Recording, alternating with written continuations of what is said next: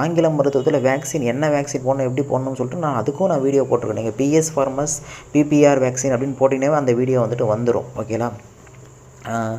சரி, ஓகே. இப்போது ஆட்டுக்கோழிக்கான அதாவது பிபிஆருக்கான இயற்கை வைத்தியத்தை வந்துட்டு நான் உங்களுக்கு சொல்கிறேன். ஓகேங்களா? ஃபஸ்ட்டு வந்து பார்த்திங்கன்னா இதுக்கு சீரகம் வந்துட்டு நீங்கள் எடுத்துக்கணும். ஓகேங்களா? சீரகம் ஒரு 10 கிராம் எடுத்துக்கணும். வெந்தயம் வந்துட்டு பார்த்திங்கன்னா ஒரு 10 கிராம் எடுத்துக்கணும்.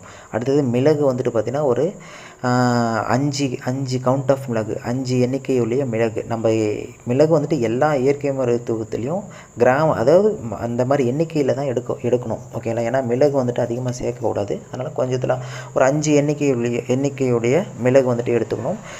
அடுத்தது மஞ்சள் தூள் வந்துட்டு ஒரு 10 கிராம் எடுத்துக்கணும். ஓகேங்களா? இந்த மேலே நான் சொன்ன இந்த சீரகம், வெந்தயம், மிளகு இது எல்லாத்தையும் முதல்ல இடித்து ஒரு பவுட்ரு மாதிரி ஆக்கி வச்சுக்கணும். அது கூட வந்து பார்த்திங்கன்னா மஞ்சள் தூளையும் கொஞ்சம் சேர்த்துக்கணும் ஒரு 10 கிராமு. அப்புறம் பிரண்டை, அதாவது பிரண்டை வந்துட்டு பார்த்திங்கன்னா பிரண்டை தெரியும், கிராமத்தில் இருக்கவங்களுக்கு தெரியும்.